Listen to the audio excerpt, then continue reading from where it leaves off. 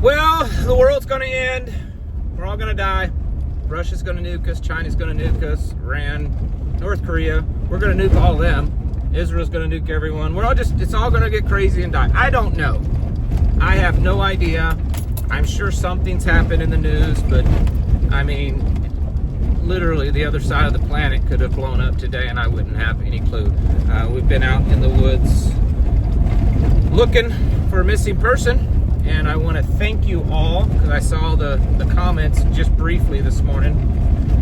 Thank you all for your prayers, because after being outside in the rugged national forest of the Missouri Ozarks, we found this guy safe and sound, fine. He's an elderly man and had some, mental problems because of his age. And he just got lost and just sat down. And amazingly, he was fine. I don't know how many miles we walked today. And I don't know how many miles I walked yesterday, but it was a lot. Through some of the worst parts of not the worst parts, the most rugged parts. Through some of the most rugged parts of the Missouri Ozarks. It's, in the national forest, real close to a protected wilderness area, so it's pretty rough. Anyway, so I'm thinking, and of course everything's great. I mean, it all turned out great. No one was injured. Everything was good. Families reunited. All this kind of stuff. But once again, it makes me think about, what are you folks going to do now and in the future when things really fall apart? Really fall apart. When there may not be a 911 and there may not be the sheriff's department and a search and rescue team and the fire department and an ambulance and other people, because it's just falling apart. What are you going to do if something like this happens? Maybe it's your child. We've done many a search. Most of the search and rescues, a lot of times, are children. What are you going to do? What are you going to do if it's medical? What are you going to do if it's just some other type of disaster? Do you have a plan for that? Yes, you need to have a plan for when, the Chi-Coms parachute in your backyard, or the marauders come rolling up your road, and they're going to take your wife and your kids and everything you have. You need to have a plan for that and how to defend yourself. But there's way more to this than just that. You need to have it's great to have a plan and to be able to grow food. That's important. You need to be able to do that. All that kind of stuff. But do you have a plan for when just bad things happen? Sorry, I feel like I got something in my eye. Probably do. I'm covered in dirt and sweat and everything else. Ticks, and I haven't even de-ticked myself, and I know that I'm covered in them.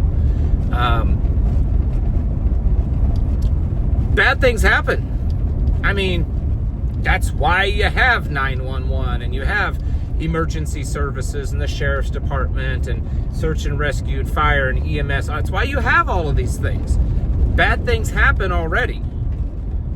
Odds are they're going to happen more often when things fall apart. You're going to be more active, doing things outside, using tools, trying to survive.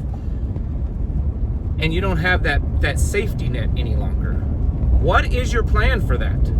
What is your team's plan, your little tribe, whatever it is? I'm not saying that you shouldn't plan for the EMPs and the asteroid strikes and the dollar hyperinflating and all of that kind of stuff. No, of course, those things are possible. But what is guaranteed to happen are just the everyday emergencies that already happen. You're going to get sick, probably going to get injured. Bad things, you're going to experience some type of extreme weather. This is normal stuff. And if you're not ready for that, if you're not planned and prepped and trained, then you might end up in a bad spot. There's ways to do it. The group that we started, the nonprofit that I started, we went down a professional path. We've gone through professional training, we've gone through professional certification. We're still doing more. We're working on being an official task force rescue team. All of that stuff. We've gotten paperwork and approval through various government agencies that we work with and stuff. And you don't have to go that route. We went that route because it opens doors to building a relationship with the local, emergency services and medical and all of that, fire and law enforcement around you. And it also opens the doorways for a lot of professional training. And then you can, bring the community together. That's what we're doing. There's volunteers that, they don't know who I am. They don't come to prepping meetings. Most of them are preppers, but they're, and because they want to help their neighbors. Now, you don't have to go the same route that we went, but you need to be training and planning for bad things to happen. You need to be working on that because it's going to happen, folks. Your kids are going to get sick. They're going to get hurt. If you live out in the country, they may get lost. What are you going to do? Do you have people that know how to do it properly so that now you're not hurt, you're not lost? Do you know how to handle various things? What are you going to do if, all right, we got our homestead out in the woods, we got a big garden, we're doing all the self-sufficient things, and the world falls apart, and we're like, well, good thing we did all this prepping because we're doing good. And then next thing you know, a tornado blows through and knocks your house down. Were you prepared for that? Because that could happen now, but at least when it happens now, there's somewhat of a safety net.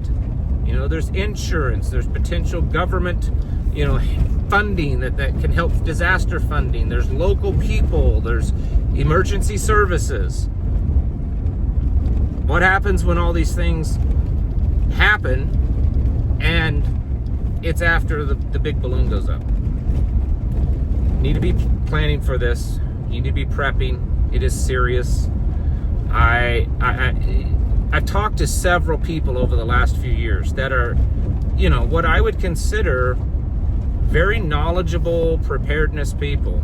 And they've said the same thing. They see the trend with a lot of, preppers and even homesteaders, that they're focused on a lot of this stuff over here because the internet tells them to, and they're not focused on things that are actually the most likely stuff to happen. It's the most likely thing. The odds are way more in your favor that your family's going to experience a snowstorm or a hurricane or a tornado or a flood or an earthquake or volcano, depending on where you live. The odds are much more in your favor those are going to happen than Russia dropping a nuke somewhere that would actually be a serious danger to you. Way more likely. It's way more likely that those disasters are going to happen than China, releasing an EMP over the U.S. Not saying it won't happen, but the odds are in the favor of the disasters.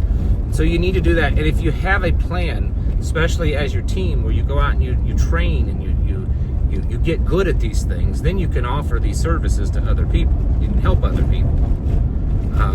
And that gives you that, where you haven't just learned it with book skills. You haven't just watched a PowerPoint to learn how to do something, but you're actually going out and doing it.